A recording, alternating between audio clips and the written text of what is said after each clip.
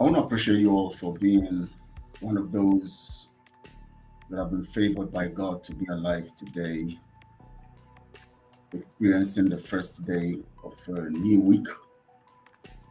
This week is going to usher us into the new month, November 2023, the 11th month of the year.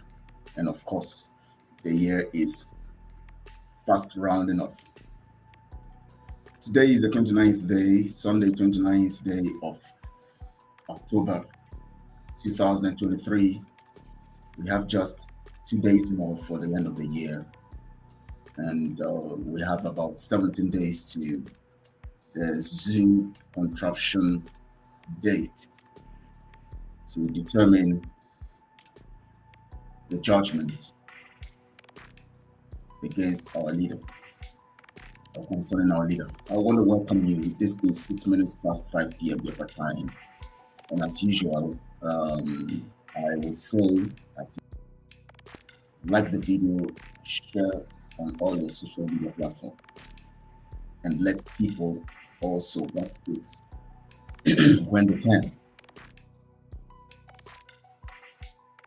I have been making lots of, bringing lots of items to the table, and we have been looking at them critically based on the situation of things around us, and as a people,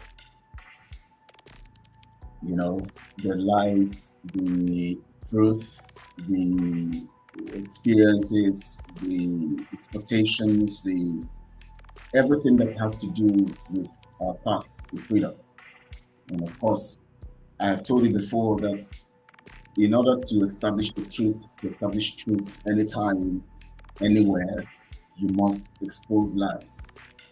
Because truth might seem misleading if the people cannot identify lies.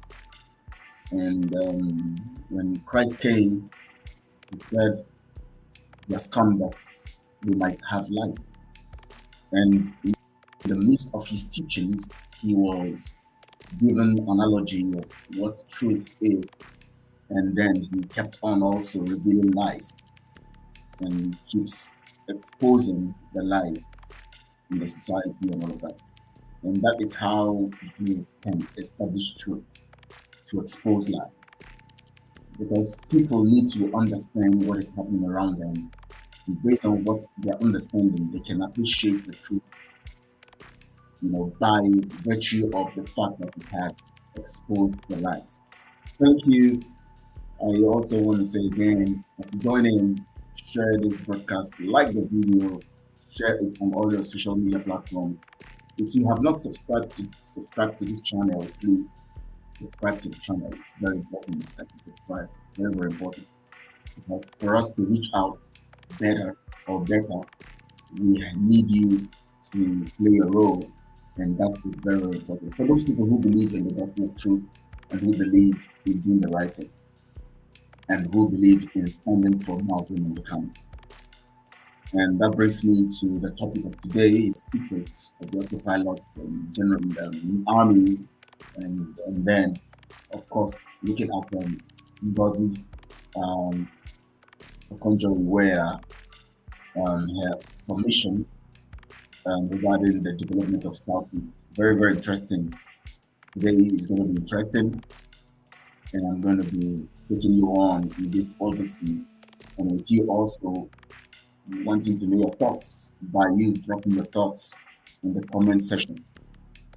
I know so many people today are busy doing their things. They want to do 1 or 2 things, and I know that later some other people can watch. But if you're watching now, it is important that we first appreciate you over here. And this is the Biafra Global Network, a platform where we preach the gospel of truth at all times, upholding the narrative of truth and preserving the truth on behalf of Malcolm Cameron. It comes out, and then together we flourish and go and get to our freedom. And my name is Rachel, and as always, hosting you on this Hello platform. It's going to be interesting, but before we go on, I'm going to be playing the video or the audio. Let's say the video, yes, it's a video anyways, and that establishes the narrative which Mazen Ambikano has brought to us and telling us about the Biafra army that precedes the ESN. Biafra army was supposed to come after the ESN had been established and fully established and taking control of the bushes, doing its work in the bushes of Biafra land, in the territory of Biafra land, and then from there, the Biafra army would be, revealed and launched by our leader as the commander-in-chief. I see, the E-Frogs and the imposter in Finland and followers, his henchmen and everyone around him. I'm always calling him the commander-in-chief, and he never for one day and tell them to stop. He actually says it indirectly and gives himself that title by his actions and behavior and by his utterances. So that alone, if you understand, the problem we have is that our people don't understand what treason means. Treason is when you decide to go criminal against the state or the leadership of the state by breaking ranks or by your action, behavior, utterances, and insubordination and all of that. All of these stuff reveal the narrative of treason. And when it comes to leadership, especially national leadership, talking about a nation, treason is explained when you betray the hierarchy or the authority of the nation itself by disregarding, by messing up, by selling, by betraying the one on whom the people have conferred their confidence in as the leader and appointed as the leader and believing as the leader. And once the leader is discredited, it's abused, it's rebelled against, and all of that, you're rebelling against the state and it's treason. So I'm giving you a very descriptive definition of what treason is, other than just giving you, just a definition. I'm making it descriptive so you can understand it.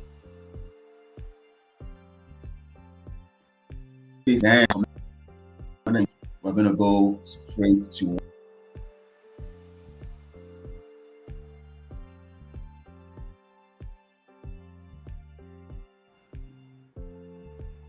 prepare for the specific. I want you to prepare. The network signal is somehow, something is wrong somewhere. I'm seeing an error. I don't know if I'm still on. I don't know if I'm still on. And so prepare for a long ride and prepare for, today is going to be interesting. We shall be narrating all of this stuff as soon as this is over. And remember, today is a day that we appreciate you being Sunday and the first of the new. Thank you all. Let's go on this now. I know the game they're playing. There was this stupid video that is in circulation. They can't attack ESN. They can't. They have no moral ground. But I'm sure they've money to some idiots and gave them guns to say they are army, which is a lie. It's the DSS creation. So they can have justification to say to Biden or the US ambassador, can you see the now how Biafran army, we can now move in to attack them.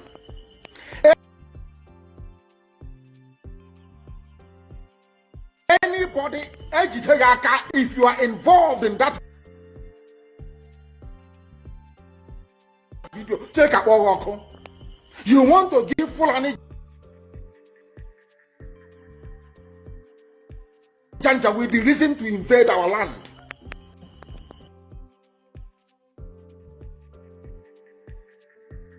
That's what you're doing.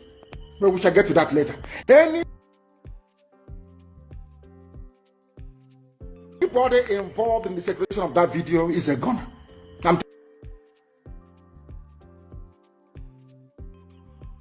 telling you the truth. And those that made it. That's how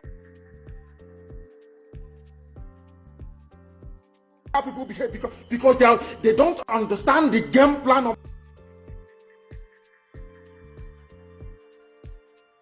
the Fulani. People are very foolish. Fulani will come to you and want to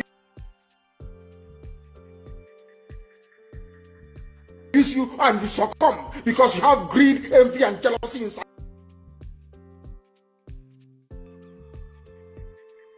you. Which one again is Biafran army? I'm asking you. From where? How many people? The day I will bring out the Biafran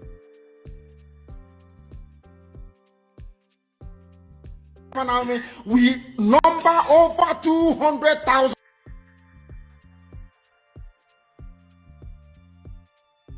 Standing reserve is over 1 million.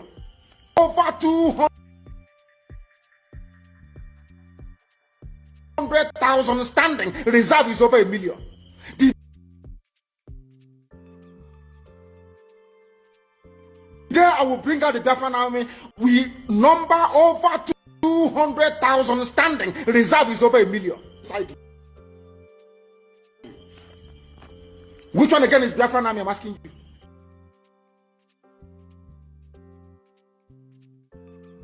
From where? How many people? Which one again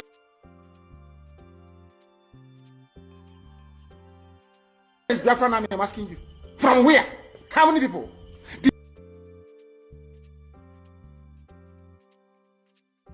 The day I will bring out the Biafran army, number over 200,000 standing reserve is over 1 million.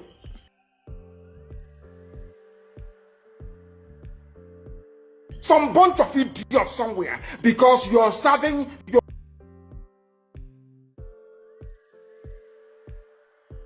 Fulani Janja with masters. We'll get hold of all of you. Check out Uno Oko.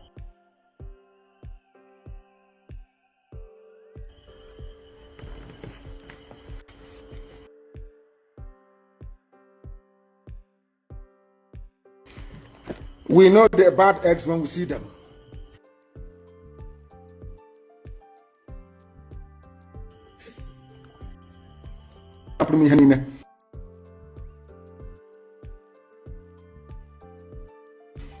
That the courage today that you have in your land is because of ESN. The courage of Anwateku to say no to Fulani is because of ESN. Because of Eastern Security Network. That is why they found the courage to say no to Fulani. If not, they will not do it. After all these years, without the should I say all these months, without the coming of yes. Right. I think we have this distortion. I don't know why that's distortion, but the message has been passed. I'm going to play it again one more time so that you can, understand it better. I think from beginning now to play well, because I discovered once you play it once, you play it again. I know the game they're playing. There was this stupid video that is in circulation. They can't attack ESN. They can't. They have no moral ground. But I'm sure they gave money to some idiots and gave them guns to say they are Biafran army, which is a lie. It's a DSS creation. So they can have justification to say to all right, let's leave it for now. Biden or the US. It's a kind of trying to remind you, it's very interesting. It's important that we keep being reminded about these things spoken by our leader and all of that. Now, let's begin from the point of understanding. The Biafra project is a project that has been prepared by heaven, by God, for the people of the nation of Biafra to get their sovereignty. In the sense of sovereignty here, that means established nation. When we talk about sovereignty, we're not saying being sovereign and away from God, but being sovereign in our own, in the context of human, definition, where we have our nation and have our own government and able to do the things we have to do, and you know, establish and develop and you know, achieve the aim that Chukwuka has designed for us to achieve as a people. And that begins with the you know, the people understanding first why their nation is supposed to be, why the purpose of nationhood. You know, when you don't understand why you are, God designs people to be in nations and having control of their territories, you will not understand the purpose of God for your life. Because the essence of all of this is for us to be able to achieve purpose in line with what God determines for earth.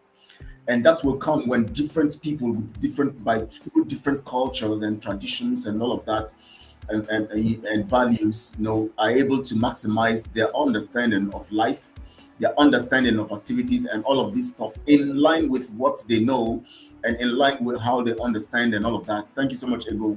Good to have you, you know, here. Thank you so much, my comrade. I appreciate you. Now, so that when you are pursuing anything in life, or especially when it comes based on what we're talking about here now, talking about nationhood and getting our freedom, you understand why you are doing what you're doing. Because understanding is what gives you access to knowledge. You know, oh, sorry, knowledge is what gives you access to understanding. Because when you have knowledge and when you are informed about details, you can now translate those knowledge into the narrative of understanding, because understanding helps you maximize the purpose of knowledge so that you can now have the ability to translate all of these details into your actions. And that is where wisdom plays its role. Now, coming to the issue of Biafra, some people disagree with the issue of the name or the narrative of the name. That is not what. So when I say Biafra, I'm actually talking about our freedom. Martin Amikan also said something about, you know, name and the people wanting the name to change. You know, that's not the concern, because the most important thing is for us to be free. We can always discuss our name later. So when I say people of Biafra, I'm talking about what we are known for now, until when the nation itself decides to change its name. You must understand democratic processes. You must understand how things are done reasonably and democratically. For those who began to try to bring up one particular name or the other, you know, Idu and all this stuff and all of that, they don't understand democratic processes, because they don't understand that before you change anything, you must consult. And consultation is very, very important. You don't just come and tell us that you receive a revelation somewhere and you are told somewhere by a spirit. What about other people who are in this thing? Were they told the same thing? So whatever you are told and whatever you believe in, that you are told, because the things we know at a particular time somehow comes to us in different ways, and that knowledge comes to us in different ways. And so if you have a knowledge in a particular way, and if you think that your knowledge, that knowledge that comes to you is critically spiritual, connected to spiritual things, or is from the spiritual, you don't make it an authority over the people, because the people are also spiritual and they have the spiritual side of them connected to the spiritual to receive from the spiritual. So that is why there's you know, as a being who is having spirit in you, and of course relating with your soul, so also someone else is having the spirit in them relating with their soul, and all those information must be put down, and then everybody reason out things in the level of their you know, thinking faculty or intellect, and then they can now make a decision together and say, this is what we want to do. And that is basic of what we are talking about in relation to deciding and living as a people.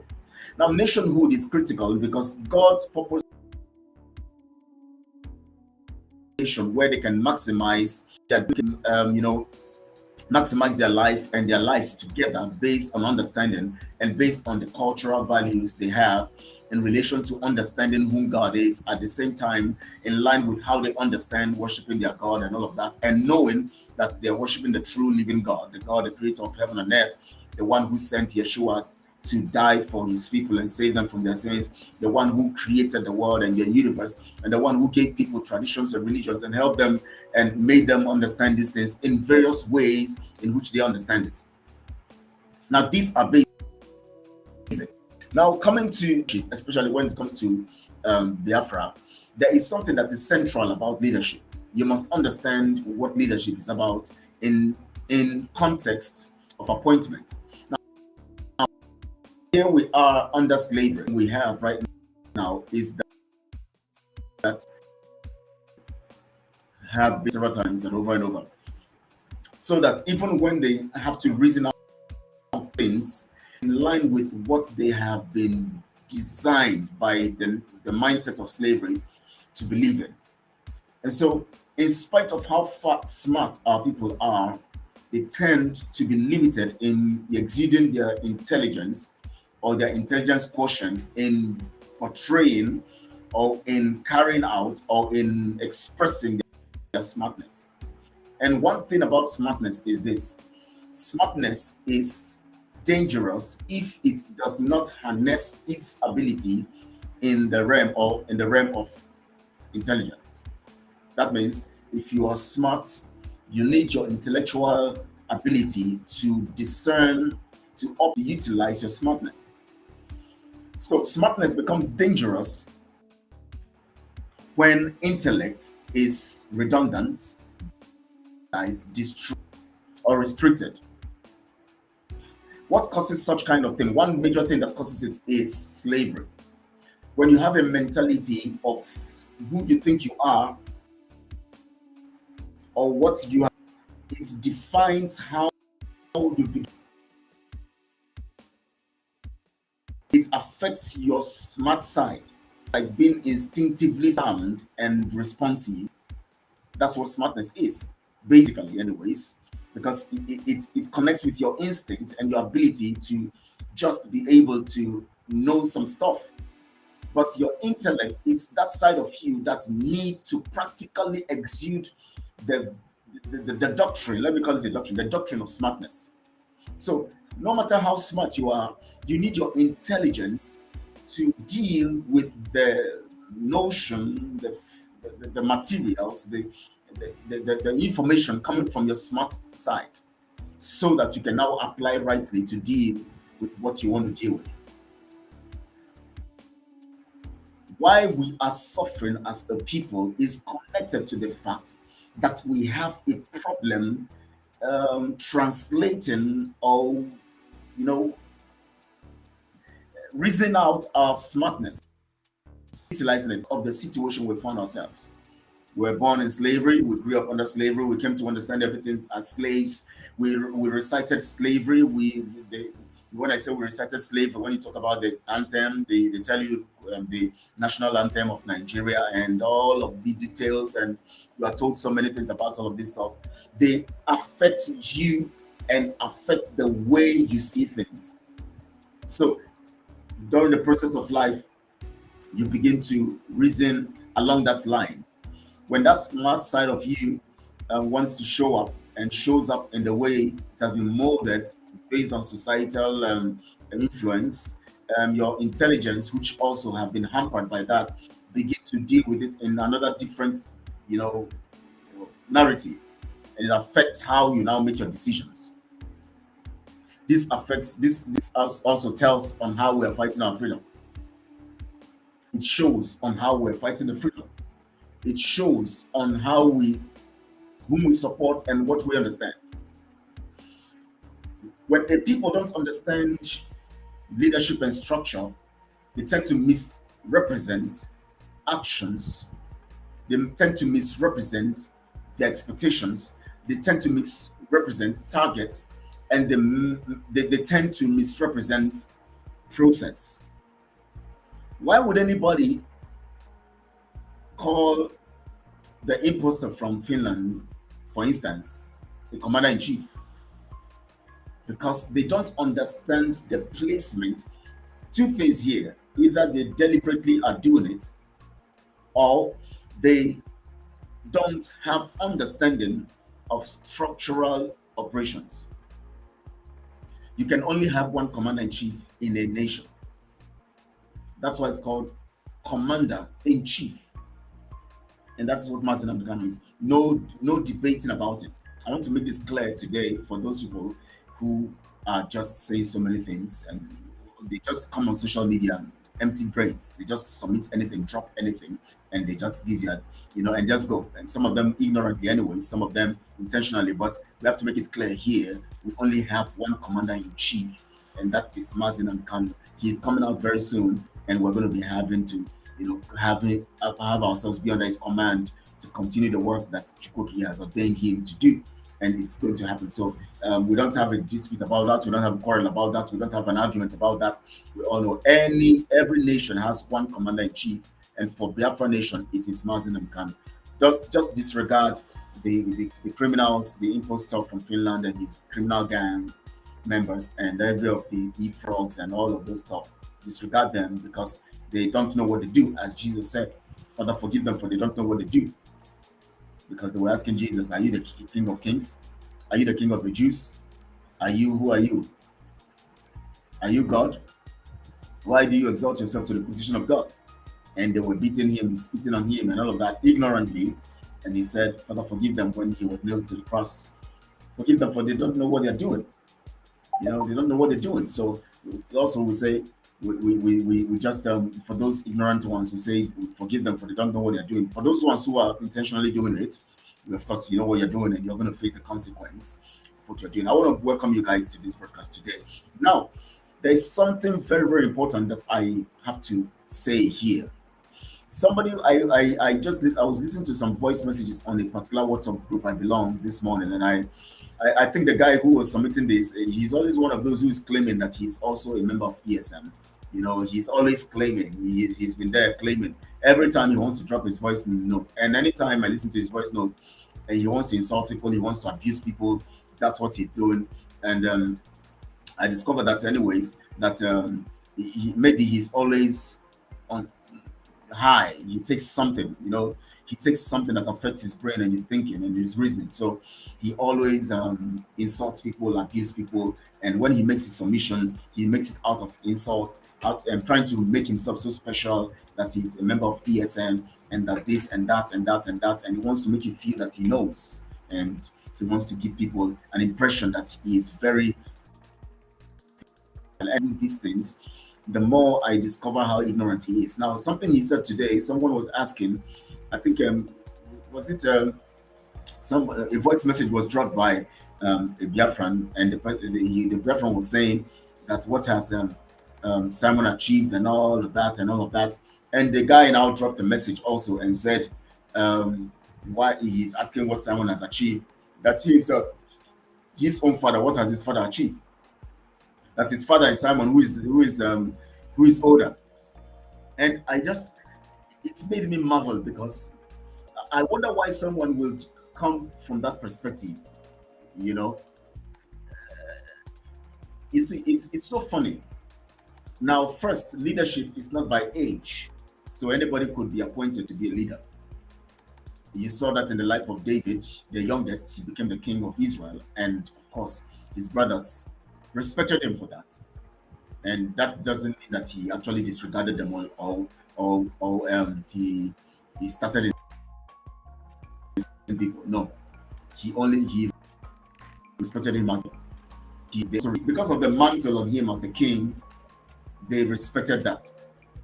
Now, let's come now on the issue of this guy's response to that voice message that was talking about the money Simon has collected, the things he has said he's going to do, and all of that. And all of that. What did he do them? What has he achieved? And that one, the other one is saying that he's talking about Simon achieving anything. What about the guy's own father? What has his own father achieved? That how does that what's the age? Is the father and Simon who is older?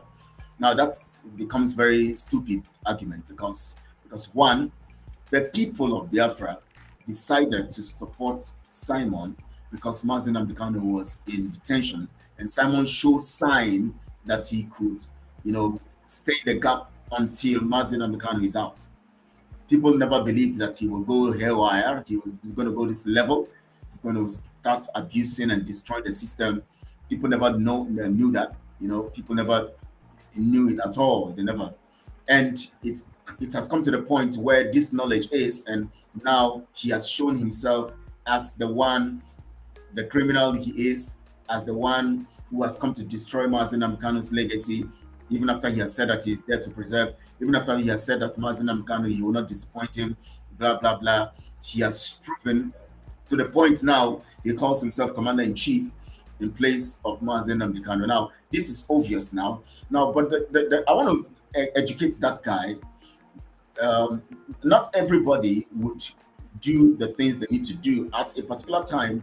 Someone is appointed and ordained. Mazen Amkano is appointed and ordained. Simon only came into the system because Mazen Amkano is in the hands of the enemies, and Biafrans felt that since he's already having a platform and want to broadcast out of all the people Mazen Amkano have been talking about, Mazen Amkano laid emphasis on him that he's bringing a new dimension and people should follow him and all of that. So people felt, wow, let's just encourage you. Let's just follow Mazen Amkano's narrative to support this one, not because of him, but because of Mazen Amkano. So, but along the line, we all have seen what is going on. In fact, the guy is now trying to take more than, taking 200 miles when he's given only a step to take. He wants to take everything. He even wants to take the position of the commander-in-chief. Now, all of these things are evidences against him. Evidence is against him.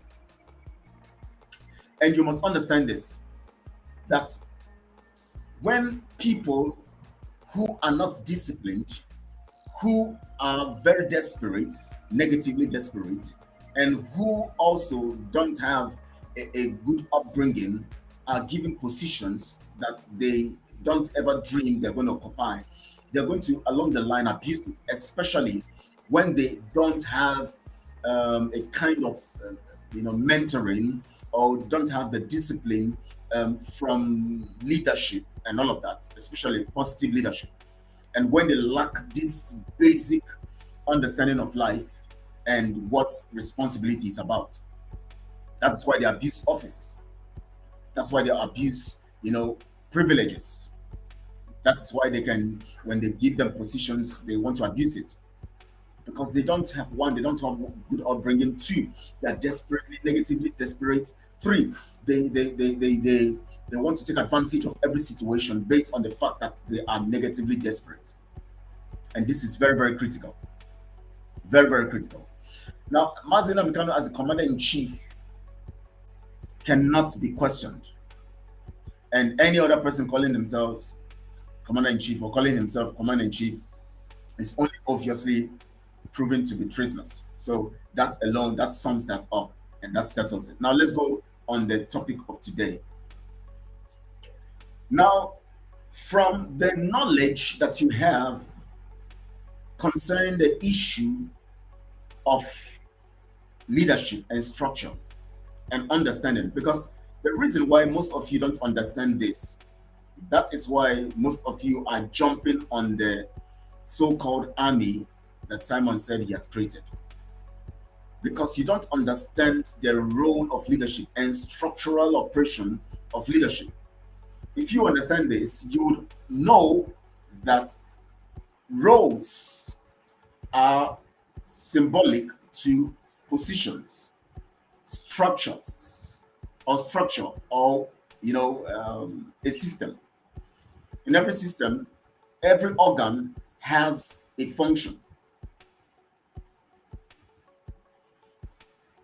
He capitalized on the weakness of the zombies who did not grasp his evil plan. The smart ones who left him saw it and left him immediately. Yes.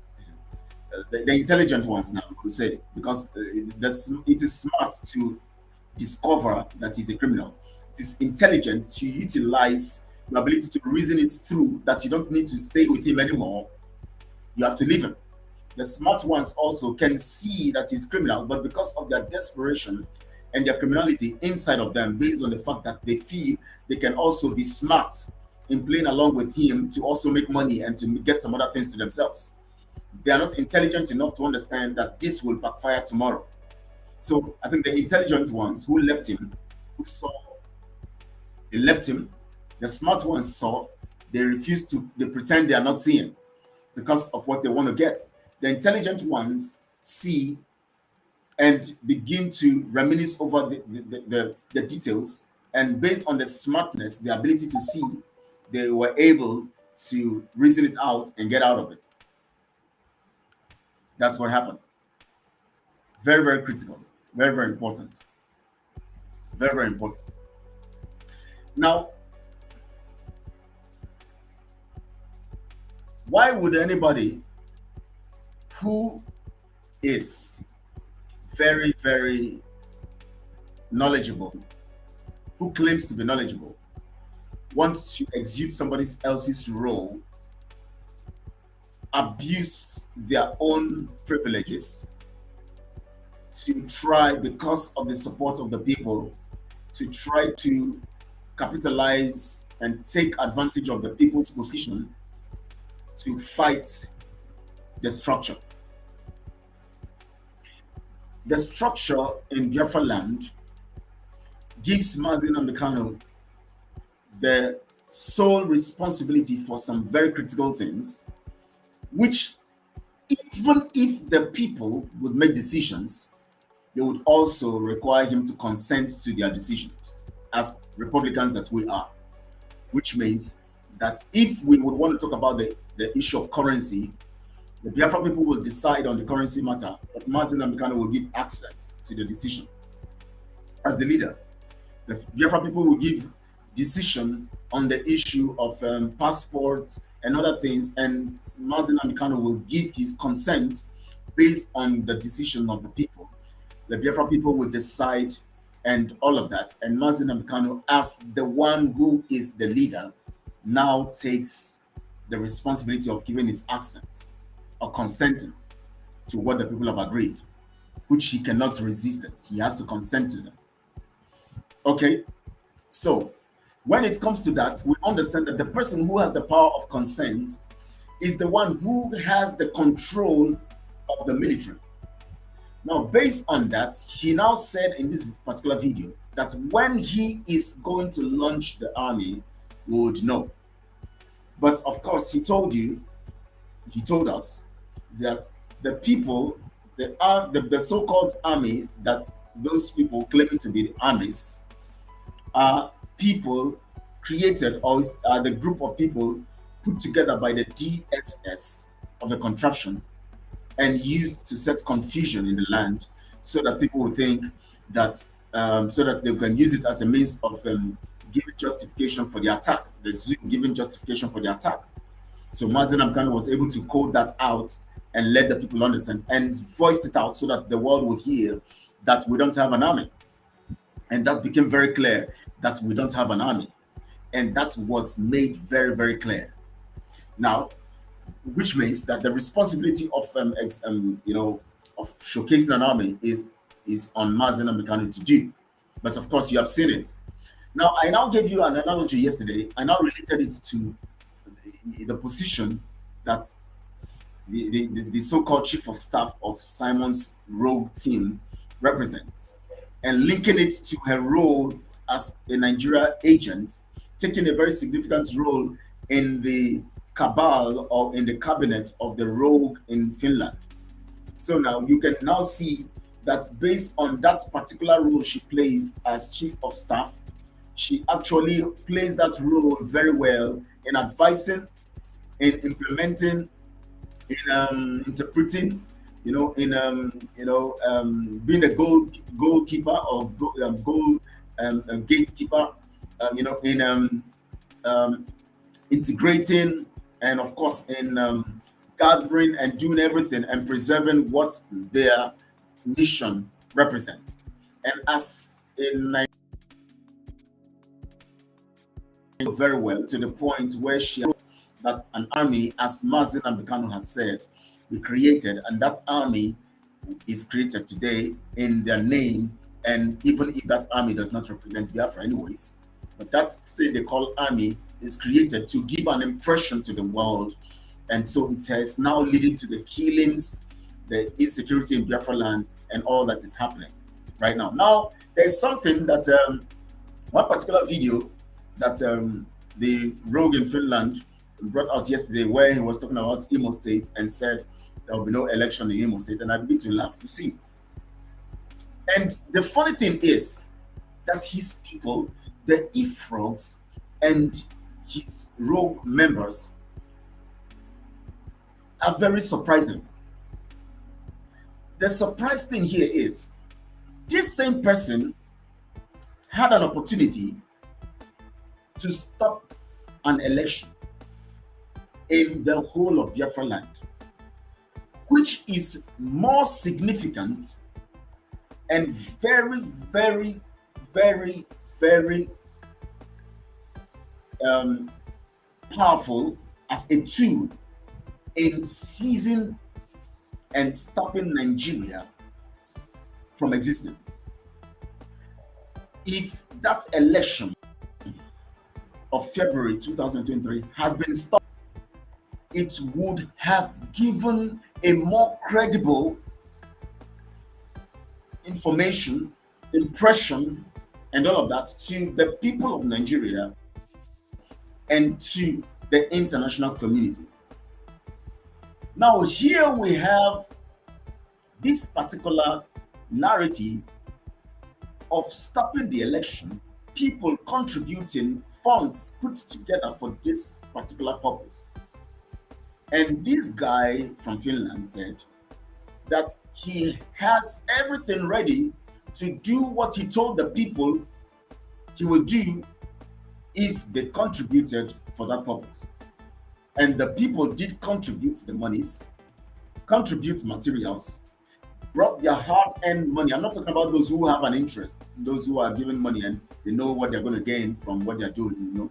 Talking about the common people now who are just doing it. They don't have a position, they don't have anything to gain. They were just contributing to see that this thing happens. And after all those noise, including Azuka coming to tell the people that they should give more. If you are giving 200, give 500. If you are giving 500, give 1,000. If you are giving 1,000, give 2,000. And all of that, and telling you that they are going to make sure that election does not hold. In spite of all of that, and even when he was being interviewed by even one media platform from that Finland, he said that everything is on ground to stop the election. Several times he has said it on his broadcast and all of that. And he didn't, and did not do what he said he was going to do. Based on the fact, even if that election is very significant if it had been stopped, because it is an automatic way of stopping Nigeria. Now, he couldn't do all of that. He now comes again to tell you that there will be no election in Imo State. And his followers, his henchmen, his e-frogs are jubilating. Our people are always driven by the now activity without intellectually going through the historical details that is linked to the now activity. They are always, very, very excited about the moment. And they reason like fowl or fish. How does fish reason? Put a hook into the water. The fish just goes and swims and just put the mouth on the hook. Others will see the fish, see their partner being caught by that hook and taken out of the water. Put the bait again and put the hook in. The same ones who saw that one taken out of the water will still go and put their mouth there, and they too will be caught and taken out of the water. Somebody told you he is going to stop the election in Biafra land, and we all know the significance of that. It would have been a very huge blow on Nigeria, and it would have crumbled Nigeria. He didn't do it. Now he's telling you that there will be no election in Imo State. What do you call that? That's distraction. Nobody is in support of elections. Of course, I'm not in support of election. I'm not in support of election. But if you wanted to carry out action, you stop the main one. This one now is just in Finland, that prophetic service they did that it was called referendum convention. From that event now, we keep posting pictures of the events every day. They are posting pictures just to engage you guys and keep you busy, keep you distracted. And now also as they're put of different, all those boys sitting down in Biafra land, bringing themselves together, getting some stuff, and putting on videos, telling you their army and telling you they are doing what and all of that, and then sending the videos to him. He tells them, keep doing it, sending the videos. As I'm posting the videos of Finland, I'm posting this one too, to keep the people busy. And now to also make you very excited, the Imo State election now becomes another weapon. They have to now begin to talk about that, keeping you busy on all fronts, because there will always be something at every particular time, as long as we remain under slavery, that will keep them very busy. So the issue of the election, no election in Imo State. What is the significance of that? Nothing. How does it influence Biafra? It doesn't. It will only create more problems, because you didn't do and carry out the main thing. You are now using this against the people, which means that for Imo State, you want to create a problem and use it as a means of endangering the young people, and then use it as a means of making more money from donations and fundraisers. So the issue of Anambra election makes no sense. Sorry, the issue of Imo State election, no election in Imo State, makes no sense. If you wanted to stop election, you would have stopped the main election. Imo State is not Nigeria. And the truth about it is that you can't even stop election, because you don't have what it takes. It's obvious. You can have those your boys go around and commit some crime and kill people. That's what you want to do with them, so that when they do all they do, the Opus Odema and Co also will unleash their own men and kill people, and then you endanger the lives of our people. So your boys will just do some stuff and run away. Now, anyways, let's go to, I'm just trying to recap this whole thing about, their shenanigans, and then bring you to the issue of NGOZI, OKONJO IWEALA, who said she has a blueprint to bring development in Southeast.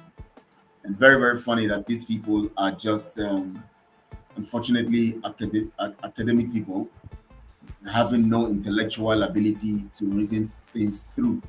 Very, very painful, and all they like doing is, mentioning statistics here and there, statistics every time. So percentage has been done, has been said, particular. They just are just academic people, just want to keep on giving you statistics with no portfolio with it. No portfolio, because statistics need the portfolio of intelligence.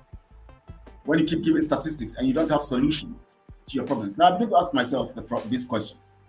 Why are they always interested in keeping to the status quo that Nigeria represents? And why are they always talking about solving a problem inside of the problem, rather than quitting the problem to solve the problem? They know the problem, they still want to use the formula of the problem to solve the problem. How does that work? How can you solve? Now, you see your child, taking a knife to go after another child. You give your child another knife to still go after another child, and tell the child, please don't use this knife on that child. And you give the child another knife. You say, don't use this knife, don't use this knife. And you give network problem. Yeah, I think the network is, there's a problem with the network. I hope I'm coming out now. All right. So now, you say you want to solve this problem. Your child uses knife to cut his flesh, to keep cutting his flesh. And you say, don't cut your flesh, don't cut your flesh. And you now keep the knives, you keep more knives available and blade and everything for the child to see, to always pick up and cut. Your child will always bite somebody else, bite another child. And when your child bites, you will laugh. And then you say, don't bite somebody, don't bite somebody. And the child will bite again, you will laugh. And you say you want the child to stop. Does it make sense? That is what NGOZI, OKONJO, IWEALA is doing. And all the people working with them, all those people who claim to be academic people. That's what they do. Now let's listen to her stuff. I'm going to play it as audio. I'm not going to display it on the screen. So you listen to it. You listen.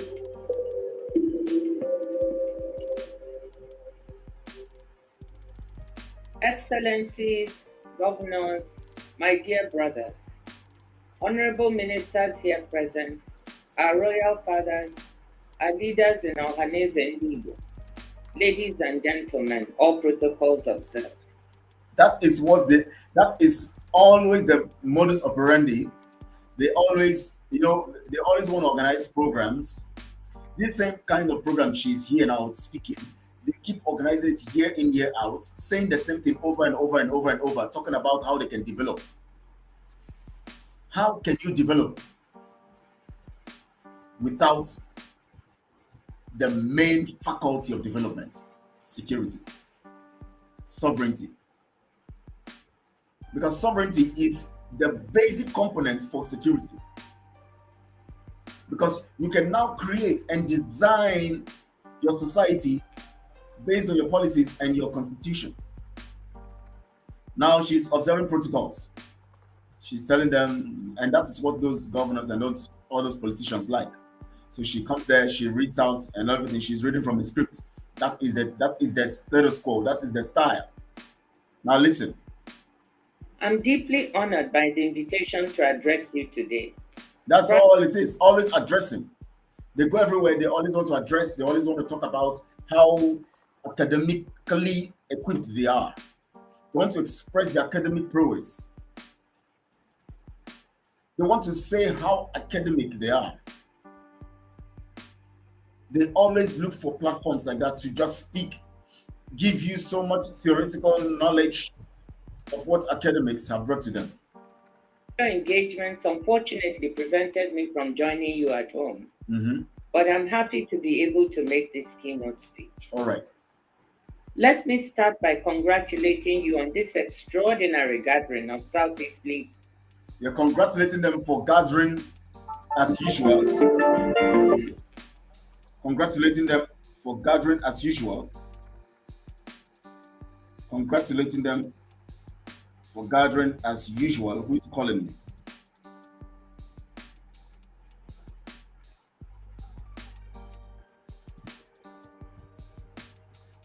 I don't know who is calling me. I'm trying to know who is calling me. Now, congratulating them for gathering as usual, and it's something of excitement. You have to congratulate them, because if you don't congratulate them, they will just maybe the honorarium, the money that they're going to give you for that time will be cut. Next time they won't invite you. So you must give them that, boost their ego. Coming together to consider the economic and social development of the region. I would say it's about economic and social development of the region. Now, two things: the economic development, social development. Two things, very fundamental: economic and social. Now, when you talk about social, you will link it to the traditions and cultures and the models of the people, basically. And now, if you are going to talk about social development and you are confused in the whole thing based on the fact that you are put in a system that abuses your social life, abuses your foundation, or the foundation of your social life, which is your cultural traditions and all of that. Nigeria is an abuse. Nigeria is designed to eliminate your values, your social components and all of that, because you are put in a system where you must abide by the colonial designs and the narrative of slavery, where you honor the narrative of the Nigeria contraption over who you are and your values. So you see, but she's talking about, have come together to discuss these issues, dealing on social and economic development. Now, you want to develop economically when you have an unfriendly social lifestyle or an unfriendly environment. How are you going to do that? Because you must first get rid of what is making constant unrest and giving your people a very, very bad orientation or mindset that is social. Because the mindset of the people determine how much they can do for their place. The mindset of the people is affected by the system and the structure. So if you're going to talk about the social life of the people, you're going to look structurally, very, very important, structurally, because the structure itself defines their lifestyle. Now let's go. Difficult times warrant extraordinary measures. Nigeria is going through tough economic times in a context. Nigeria is going through tough economic times. Now, two things here. What they mean Nigeria is going through. First, who is Nigeria? That's the big question. What is Nigeria? Who is Nigeria? I don't know if you are Nigerian. I'm not a Nigerian. But if we are going to bring it generally, who is Nigeria? What is Nigeria? Nigeria is simply those who have lost identity of who they are. Because if you call yourself a Nigerian, definitely you don't have an identity. Because Nigeria is only a company designed for business. Now, talking about losing its, it's going through difficult times. Well, going through difficult times because the people have lost their social ability to do the right things based on the knowledge of nationhood. Now, they cannot carry out those activities that promotes nationhood because they have been bastardized by the structure that Nigeria brings. So if you are going to talk about Nigeria going through difficult times, not because money is not coming in, no, because the money coming in is going to the pockets of the people. But the tough time they mean here is that you are beginning to realize, or some people are beginning to realize, that things must be done differently. Because the more you realize that things must be done differently, the more you get confused when you don't take actions to do the things that you need to do differently. And that is what is happening to the nation of Igbo, the Igbo nation. They do things anyhow. They go to Lagos, they build house, they invest outside. Everything is done outside their land. You know why? They know that something must change, but the situation they found themselves in, that's contrary to Nigeria, that contravenes or that goes against their natural self or their culture, which is against their culture. That creates confusion, so that even when they want to react based on the fact that they are, very, very myopic in their reasoning and don't know how to exude their intelligence rather than being smart, they always want to work smart outside intelligence. So they'll go to Lagos, build houses, they'll go outside, do everything, invest anywhere but Biafra land. And that is the confusion. And this confusion keeps creating tension in the system. Because when you go to Lagos, they begin to destroy your businesses. They begin to scatter your everything. And you get angry. And the people within also are getting angry. Everybody's getting angry. And then it's creating friction and tension. And so that's difficult times is the tension that is being created. That difficult time is the fact that the people keep realizing based on the tension, they keep still realizing that something is wrong, they must change it, and yet they keep still doing the wrong things to change it. And so the confusion is so massive. Now listen. In which the world itself is facing multiple crises and uncertainties, whilst at the same time changing rapidly. Now, she's talking about the world also experiencing the same thing. Now, there will always be a reason to try to justify the situation so that you can say, okay, it's happening everywhere. It's happening everywhere. So it's happening everywhere. The world is going through crisis too. They would always want to justify that. Now, the difference here, you must understand, what is the reason for the crisis within, and what is the reason for the crisis without? What are the reasons for the crisis, and what are the differences in crisis? That's the big question.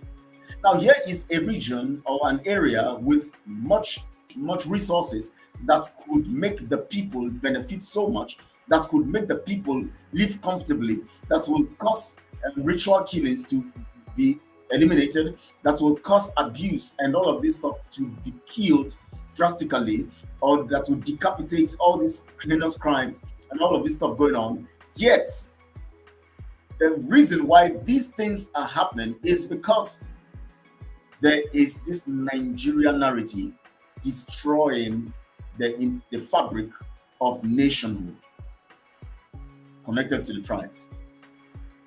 But they would want to have a soft landing. They will tell you that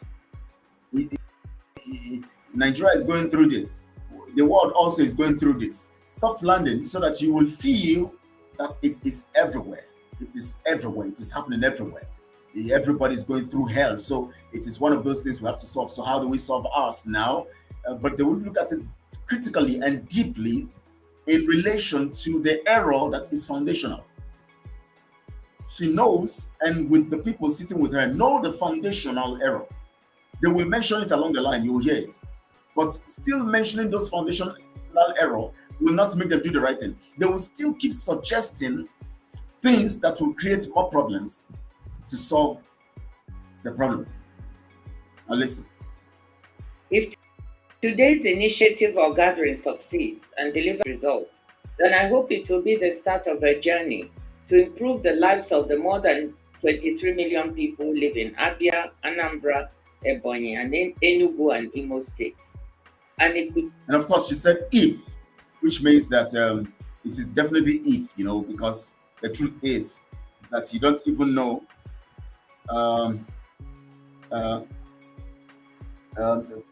the truth is that the things you're going to state here will not work, because it's going to be an if, because the foundation you are supposed to look at, you guys will still not look at it. You'll keep still talking about these things on a foundation that is not right, on a corrupt foundation, on a criminal foundation. And they know all of this stuff, but yet they'll keep still talking about solutions. They'll keep suggesting and giving their perspective on all of this stuff, knowing that it won't work. So she uses the word preposition if, because the only thing that will make it work is if the right thing is done, which they would never do it. Do much more than that. I'm convinced that a re-dynamized Southeast has the potential to become a beacon of development, good governance, and stability in our country.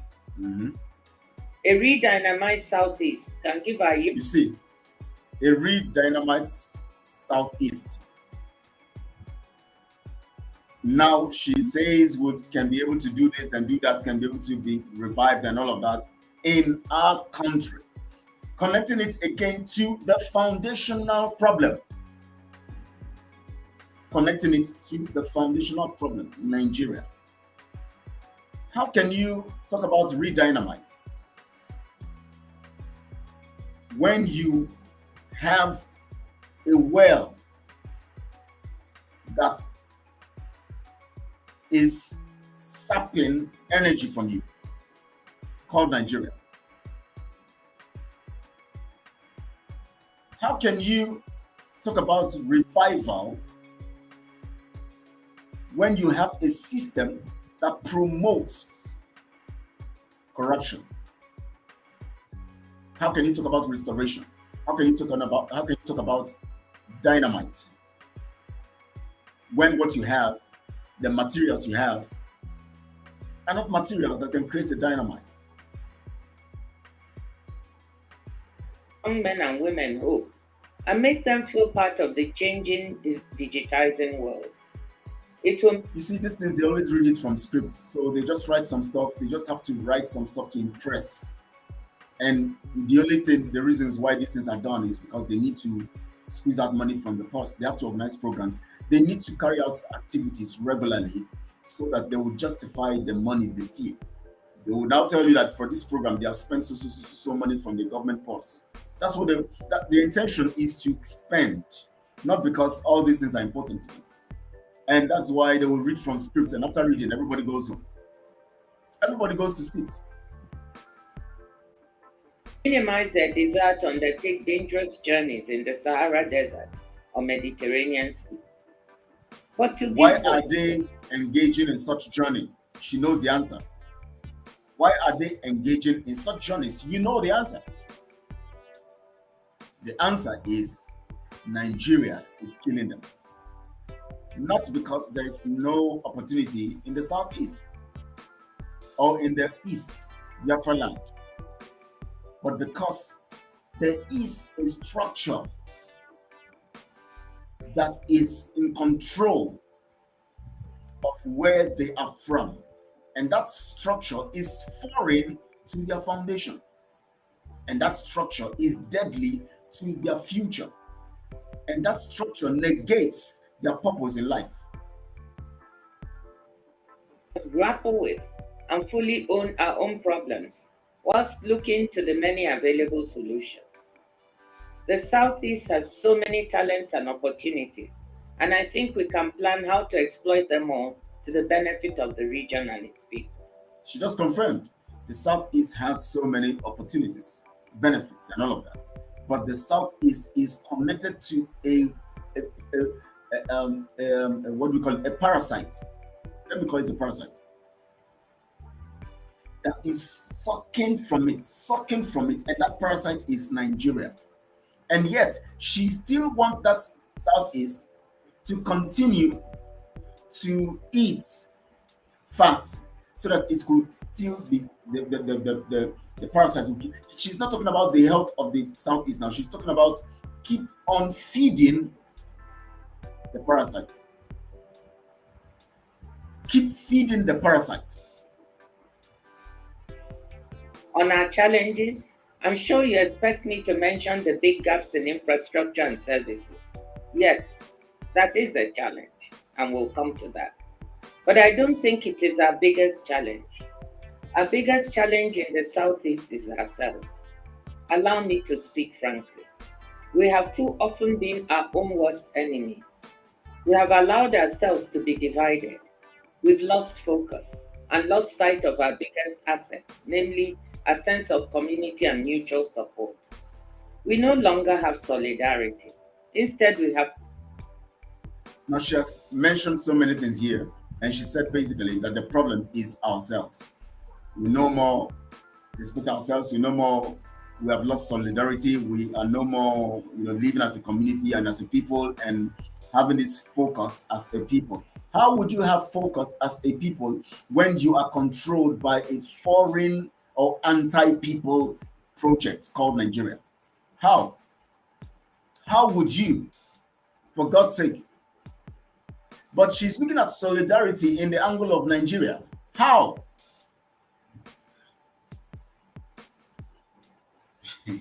Let's listen. That's a long one. As a people, and that has made us forget how to work with each other. We don't support each other. Instead, we attack and undermine each other. Now, when we talk about each other, you must first understand your roots, which is your nation, nationhood.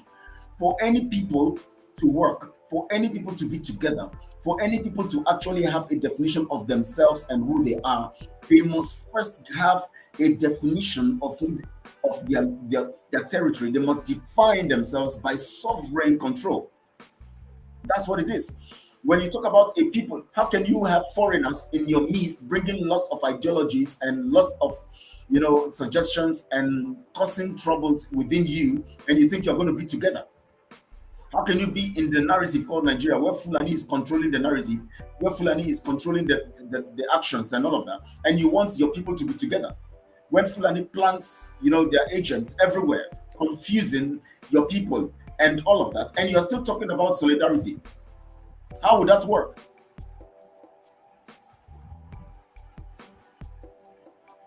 How would that work? Listen. They're too individualistic.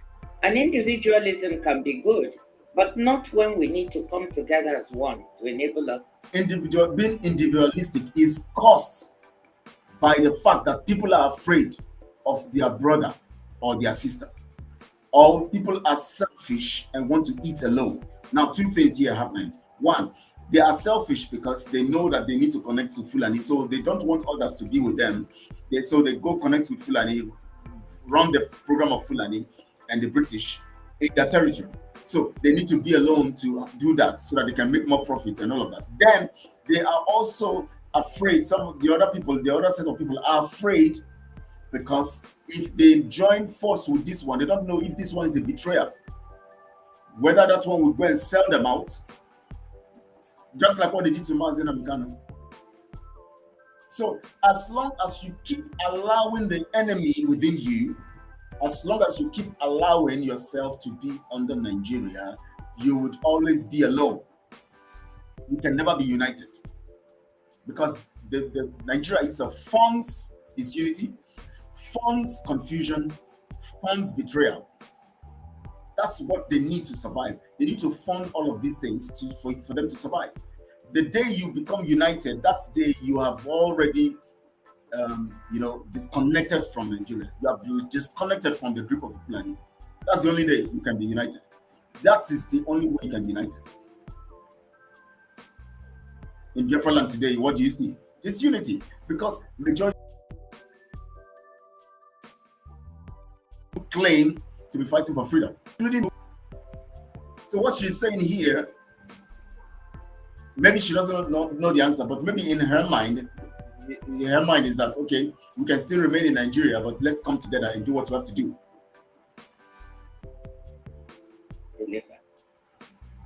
But there's a bright side to this challenge. If our big problem is ourselves, it means that the solutions also lie in our hands. Okay. If we can build a sense of common purpose and cohesion, okay, we can solve the other problems. So how do you build a sense of cohesion and unity and all of that? How do you build that? How do you build it? When you're still under Nigeria? When you are still believing and having faith in Nigeria? When you are still believing in the falsehood that is keeping you under its wings? You still believe in it.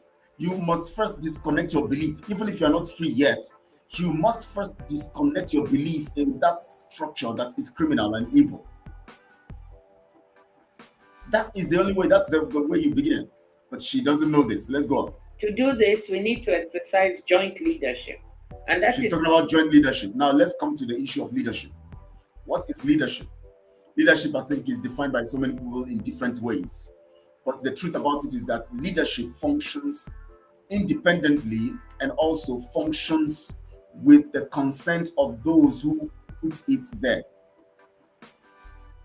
So even if it is independent from the dictates of control, it is still subject to control.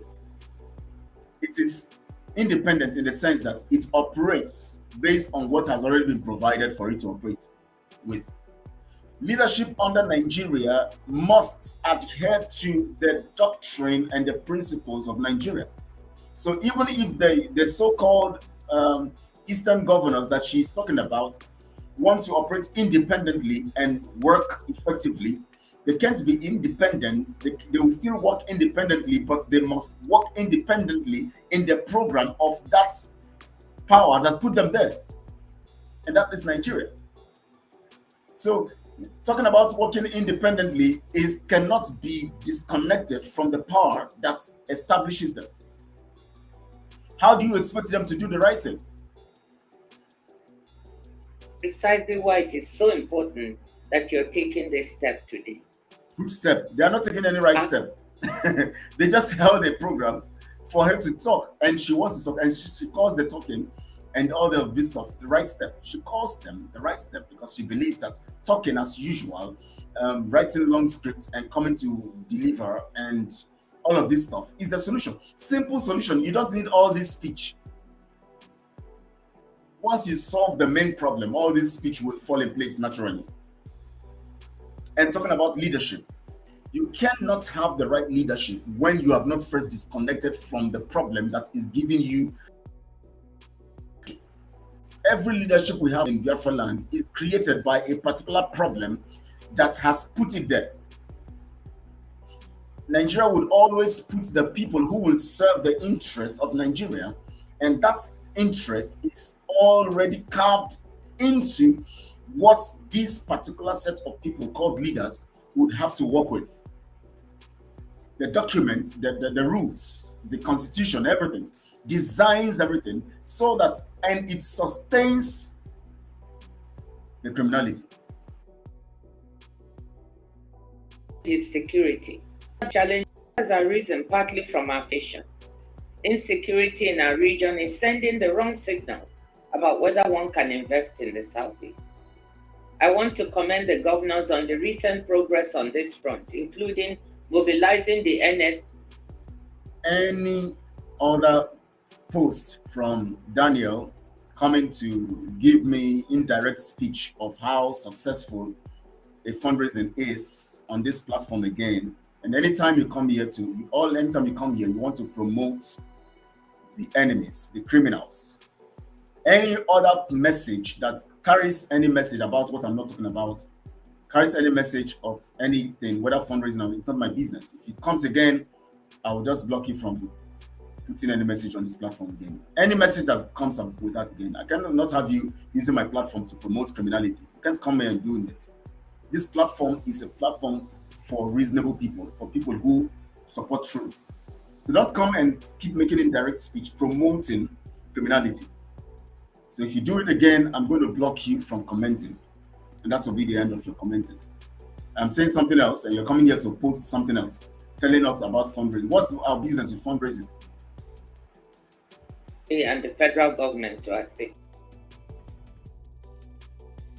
It's clear. You cannot have development without security.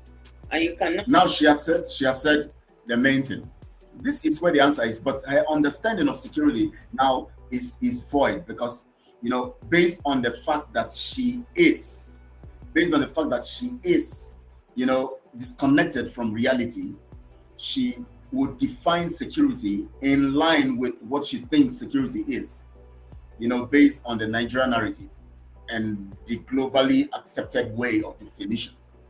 Now, the truth here is, what she said is correct. You can't talk about development without security, but that security is complex in the sense that for people who are under slavery, security is differently defined from those who have their independent nation and sovereign nation.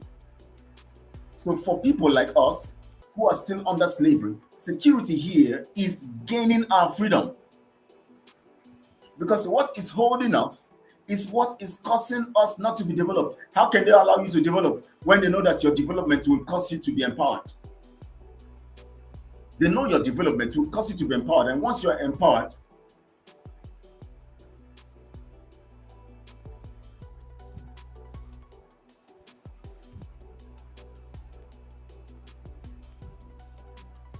all right, let's concentrate. Let's concentrate now.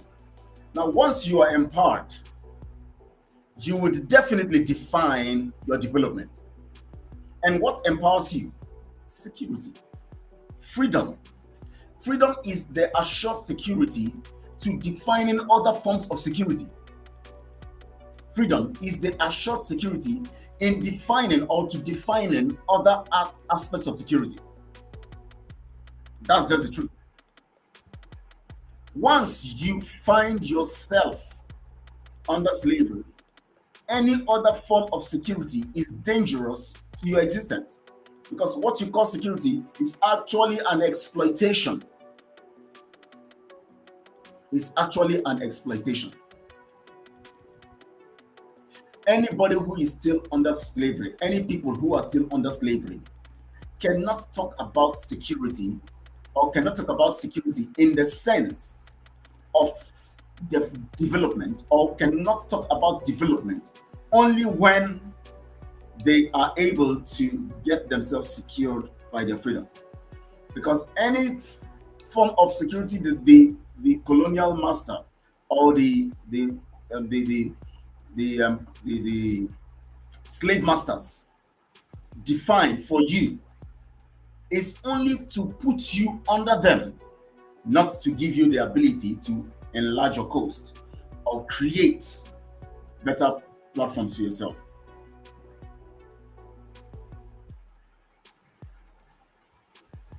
At all. Ego, don't I've already blocked him, so leave him, let him go with his notion. can't have such kinds of people here. He's always sent to come, and he has been sent always to always come here to begin to project the narrative, keep preaching the narrative. As I'm talking, he will be preaching the narrative. We know them very well. We know how to handle them. We don't come and argue with such kinds of people. We put them where they belong. Put them where they belong. He's a Simon's henchman. It can be even Simon's link. You know, so leave him to keep deceiving himself where he is.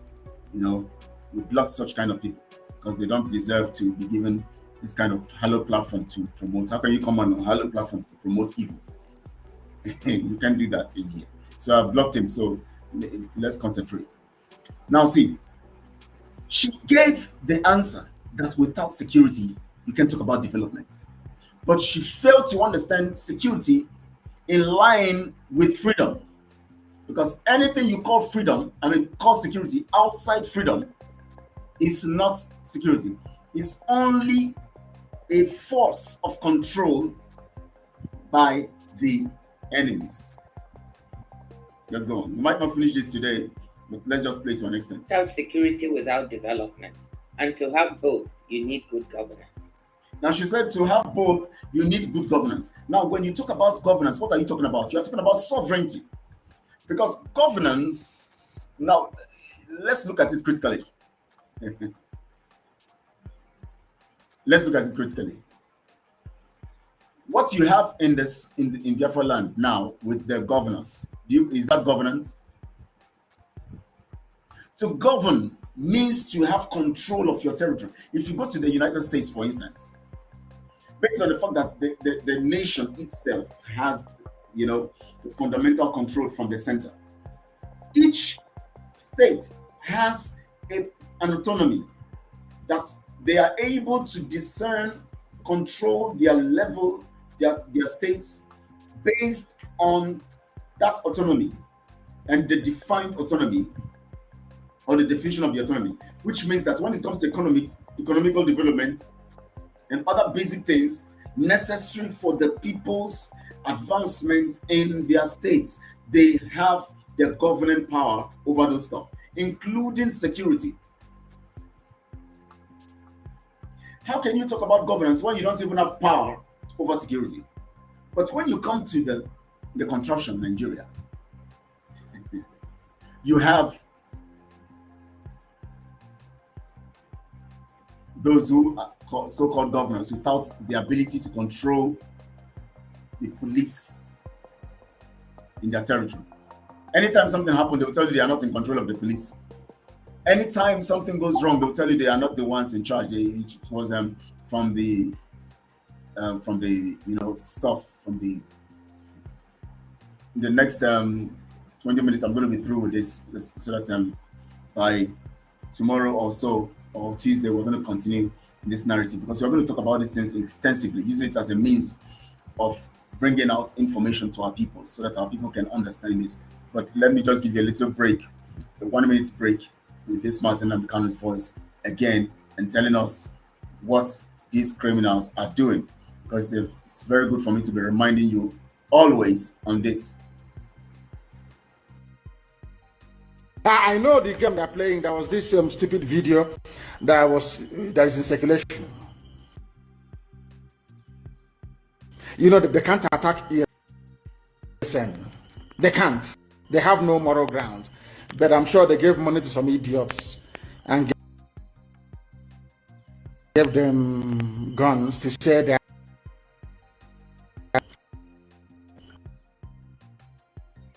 which is a lie. It's the DSS creation.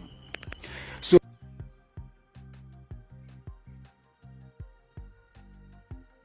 they can have it to Biden or the US ambassador.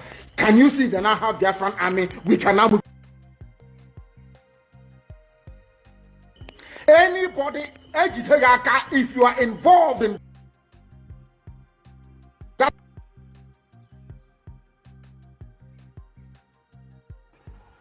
Let's say that the network is very bad, so it seems I have to stop this here so we can continue next time.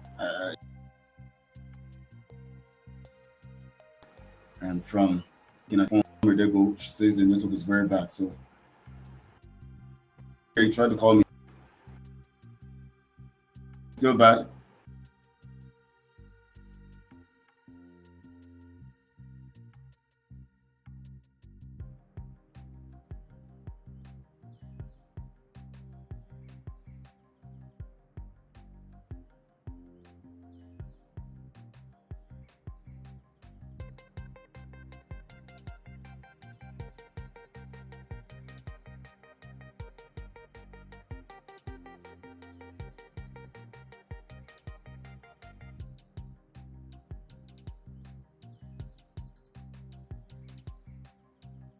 I can see it from here, so I think we have to stop here for now. We have to stop here for now, and we'll continue next time.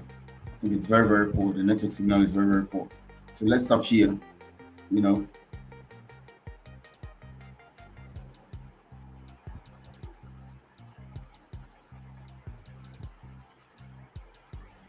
So we'll continue tomorrow or so, or Tuesday. We're going to continue in this narrative. We're going to discuss NGOZI, OKONJO, IWEALA, and we are going to look deeper into what she's saying so that we can use this as a means of educating those ones who listen to the, and so, you know,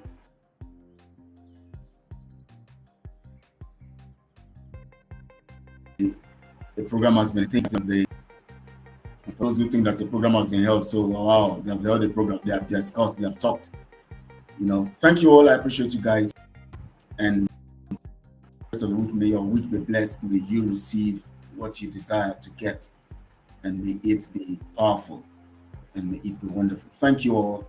I appreciate you guys, and God bless you very good. Thank you.